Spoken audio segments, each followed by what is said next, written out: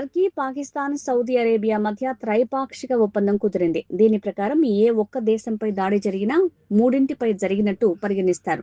సైనిక విన్యాసాలు, భద్రతా బలగాలకు ప్రత్యేక శిక్షణ, నిఘా సమాచారం ఇచ్చిపుచ్చుకోవడానికి మార్గం సుగమమవుతుంది.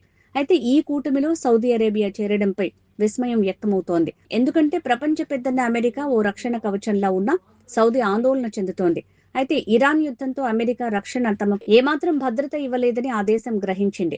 గత వారం సౌదీ అరేబియా, టర్కీ, పాకిస్తాన్లు సంయుక్తంగా రక్షణ ఒప్పందంపై మక్కాలో సంతకం చేశాయి. నెలల తరబడి సాగిన చర్చలు, సమావేశాలు, ఊహాగానాల తర్వాత ఈ పరిణామం చోటు చేసుకుంది.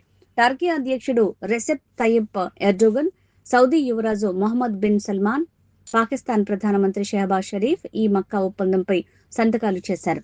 దీన్ని చాలా మంది ఇస్లామిక్ నాటోగా అభివర్ణిస్తున్నప్పటికీ ఆ పదాన్ని ఇంకా అధికారికంగా ఖరారు చేయలేదు. ఈ ఒప్పందంలోని ప్రధాన నిబంధన ఏంటంటే ఈ మూడు దేశాల్లో దేనిపై దాడి జరిగినా దానిని మూడింటిపై జరిగిన దాడిగా పరిగణిస్తారు.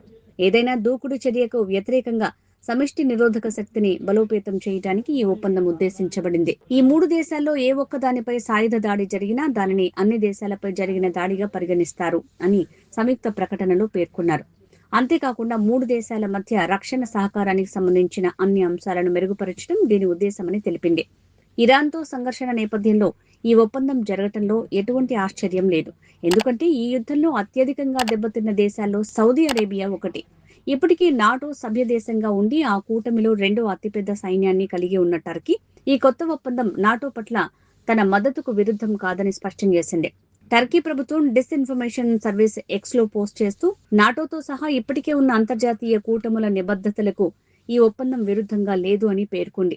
వాస్తవానికి జులైలో నిర్వహించిన నాటో శిఖరాగ్ర సమావేశానికి ముందే టర్కీ ఈ ఒప్పందంపై సంతకం చేయకపోవడానికి అమెరికా నుంచి గ్రీన్ సిగ్నల్ కోసం ఎదురు చూడటమే కారణం కావచ్చు. ఒంటరిగా చూస్తే ఈ కూటమి అసాధారణమైన శక్తిని కలిగి ఉంది. సౌదీ అరేబియా ఒక శక్తివంతమైన ఆర్థిక, ఇంధన దేశం. ఇది సైనిక ఆవిష్కరణలు, పరిశోధనలకు నిధులు సమకూర్చగలదు. నాటో అత్యాధునిక సాంకేతికతకు సమీపంలో ఉండటం ద్వారా టర్కీ అత్యంత అభివృద్ధి చెందిన రక్షణ పారిశ్రామిక రంగాన్ని కలిగి ఉంది.